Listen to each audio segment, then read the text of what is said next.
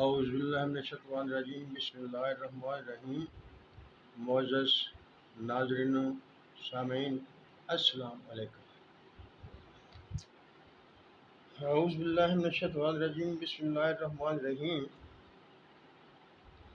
ضرب اللہ مثلا للذین کفروا امرأۃ نوح وامرأۃ لوط کانتا تحت عبدین من عبادنا صالحین فخانتہما فلم یغنیا عنہما من اللہ شیئا وقیل ادخلوا النار مع الداخلین۔ معزز سامعین، یہ میں نے سورۃ تحریم کی آیت نمبر 10 آپ کے سامنے تلاوت کی ہے۔ پہلے اس کا ترجمہ میں آپ نے کے سامنے رکھ لوں، اس پر پھر بات کرتے ہیں۔ بسم اللہ الرحمن الرحیم۔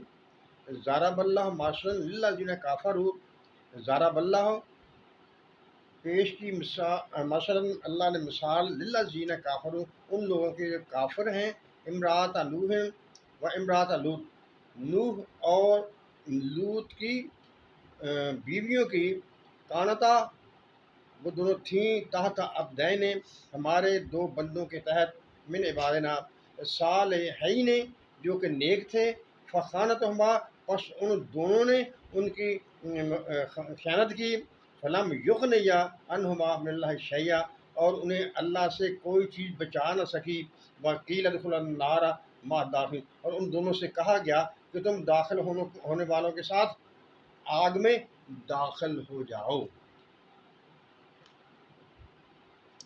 اللہ تعالیٰ قادر مطلق ہے، اس کی رنگ وہی جانتا ہے، اس کی حکمتوں کو وہ خود جانتا ہے۔ حضرت نوح اور حضرت لوط علیہ السلام اللہ تعالیٰ کے دو برگزیدہ پیغمبر تھے۔ ان دونوں پیغمبروں کی بیویوں کا ذکر ہو رہا ہے ان آیت میں۔ دونوں پیغمبروں کی بیویاں ہونے کے باوجود ان پر ایمان نہیں لائی تھی۔ اب ایک ایک کر کے میں دونوں کا واقعہ آپ کے سامنے رکھتا ہوں، آپ کے سامنے بیان کرتا ہوں۔ سب سے پہلے حضرت لوط علیہ السلام کی بیوی کا معاملہ دیکھ لیتے ہیں۔ حضرت لوط علیہ السلام حضرت ابراہیم علیہ السلام کے قریبی رشتہ دار تھے، یعنی بھتیجے تھے ان کے، اور صدوم کی بستی میں ان کو بھیجا گیا تھا ان لوگوں کی ہدایت کے لیے۔ صدوم کے رہنے والے بہت ظالم تھے، بہت سخت لوگ تھے۔ حضرت لوط علیہ السلام نے بہت کوشش کی تبلیغ کرنے کی، لیکن ان پر کوئی اثر نہ ہوا۔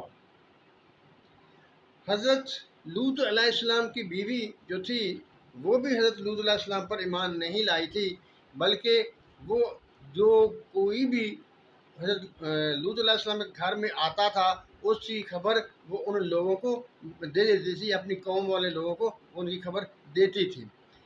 میں مزید تفصیل میں نہیں جانا، میں نے صرف ایک پہلو رکھنا ہے آپ کے سامنے کہ وہ حضرت لوط علیہ السلام کی بیوی وہ کیا کرتی تھی۔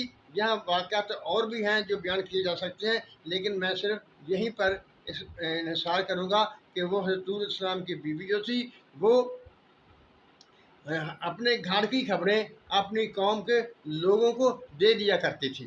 حالانکہ وہ لوط علیہ السلام کی بیوی تھی، اسے چاہیے تھا کہ حضرت لوط علیہ السلام کی فرما برداری کرتی، ان پر ایمان لاتی، لیکن اس کی کم بختی نے اسے ایمان نہ لانے دیا اور وہ شیطان کی پیروکار ہی رہی۔ لیکن یہاں ایک بات یاد رکھنے کی ہے، وہ یہ کہ پیغمبروں کی بیویاں زناکار نہیں ہوتی ہیں، یہ جرم ان سے سرزد نہیں ہوتا ہے۔ لیکن یہ حضرت لوط علیہ السلام کی بیوی میں بھی یہی تھی کہ وہ زنا کی گناہ گار نہیں تھی، زنا کی مجرم نہیں تھی، بلکہ صرف وہ اپنے گھر کی خبریں دیتی تھی، یعنی کہ منافقت کرتی تھی۔ جب وہ وقت آیا جب اللہ تعالیٰ نے اس قوم کو یعنی لوط علیہ السلام کی قوم کو سزا دینا چاہی، تو اللہ تعالیٰ نے لوط علیہ السلام سے فرمایا کہ تم ایسا کرو کہ اپنے رشتہ داروں، اپنے ساتھیوں، گھر والوں کو لے کر صبح کے وقت باہر نکل جانا، بستی سے دور چلے جانا، اور کیونکہ ان کو عذاب جو ہے وہ صبح کے وقت آئے گا۔ اور ایک شرط عائد کر دی اللہ تعالیٰ نے کہ تم میں سے کوئی بھی پیچھے مڑ کر نہیں دیکھے گا۔ چنانچہ حضرت لوط علیہ السلام جب اپنے صبح سویرے اپنے عزیزوں کو لے کر چلے، گھر والوں کو لے کر چلے، اور انہیں سختی سے منع کیا ہوا تھا کہ پیچھے نہیں دیکھنا، اگر کسی نے پیچھے دیکھا تو وہ اس پر بھی عذاب نازل ہو جائے گا۔ اب جب حضرت لوط علیہ السلام بستی سے جانے لگے تو کیونکہ وہ حضرت لوط علیہ السلام کی بیوی جو اپنی قوم کی سے محبت کرتی تھی، ان کی چاہت کرتی تھی، تو اس نے چلتے چلتے پیچھے مڑ کر دیکھا کہ ان پر کیا ہو رہا ہے۔ لوط علیہ السلام نے جو عذاب کا کہا ہے، کیا ان پر عذاب آیا ہے یا نہیں آیا ہے؟ جب اس نے پیچھے مڑ کر دیکھا تو ایک پتھر اس کو آ کر لگا، وہ وہیں ختم ہو گئی، اور یعنی پتھر کی بت بن گیا، وہ پتھر کی ہو گئی۔ باقی کسی نے پیچھے مڑ کر نہیں دیکھا، لہذا وہ اس عذاب سے بچے رہے۔ آئیے اب دوسری وہ عورت جو حضرت نوح علیہ السلام کی بیوی تھی، لیکن ایک بات جو میں بھول گیا وہ میں آپ کو بتا دوں، حضرت لوط علیہ السلام کی بیوی کا نام واحلہ تھا، اور حضرت نوح علیہ السلام کی بیوی کا نام واحلہ تھا۔ جس طرح حضرت لوط علیہ السلام کی بیوی وہ منافق سی، وہ حضرت لوط علیہ السلام کی باتوں کو نہیں مانتی تھی، بلکہ اپنی قوم کو گھر کی باتیں بتاتی تھی، اسی طرح حضرت نوح علیہ السلام کی بیوی جو تھی وہ بھی حضرت نوح علیہ السلام پر ایمان نہیں لائی تھی، بلکہ وہ لوگوں کو یہ کہا کرتی تھی، اپنے قوم کے لوگوں کو یہ کہتے تھی کہ یہ تو پاگل ہیں، یعنی حضرت نوح علیہ السلام تو پاگل ہیں، ان کی باتوں کو آپ کو نہیں ماننا، یعنی ان کی باتیں ماننے کے قابل نہیں ہیں، آپ نے ان کو نہیں ماننا۔ لیکن ایک دیکھیے حوصلہ ان پیغمبروں کا، یعنی حضرت لوط علیہ السلام کا اور حضرت نوح علیہ السلام کا، سب کو جانتے ہوئے بھی انہوں نے اپنی بیویوں سے کچھ نہ کہا اور انہیں برداشت کرتے رہے۔ اسی طرح جب نوح علیہ السلام بیڑی بنانے لگے تو اس وقت بھی پوری قوم کے ساتھ وہ ان کا مذاق کیا کرتی تھی، آپ کی بیوی واحلہ حضرت نوح علیہ السلام کا مذاق اڑایا کرتی تھی اور کہتے تھی کہ دیکھو خشکی پر بیڑیاں چلانے والا آدمی ہے۔ اللہ کا کرنا ایسا ہوا، جب اللہ تعالیٰ نے طوفان بھیجنا تھا تو اللہ تعالیٰ نے حضرت نوح علیہ السلام کو حکم دیا کہ تمام جانوروں کا جوڑا جوڑا اس کشتی میں بٹھا لو، اور جو لوگ ایمان لائے ہیں ان کو بھی کشتی میں سوار کر لو۔ تو حضرت نوح علیہ السلام کی جو بیوی تھی اس نے کشتی میں سوار ہونے سے انکار کر دیا۔ ایک آپ کا بیٹا تھا، اس نے بھی بیڑی میں سوار ہونے سے انکار کر دیا تھا اور کہا تھا کہ میں پہاڑی پر چڑھ جاؤں گا، لیکن جب اللہ کا عذاب آ گیا تو اس میں نہ آپ کا بیٹا بچا اور نہ آپ کی بیوی بچی۔ یہ قدرت کے رنگ ہیں، یہ قدرت کے رنگ ہیں۔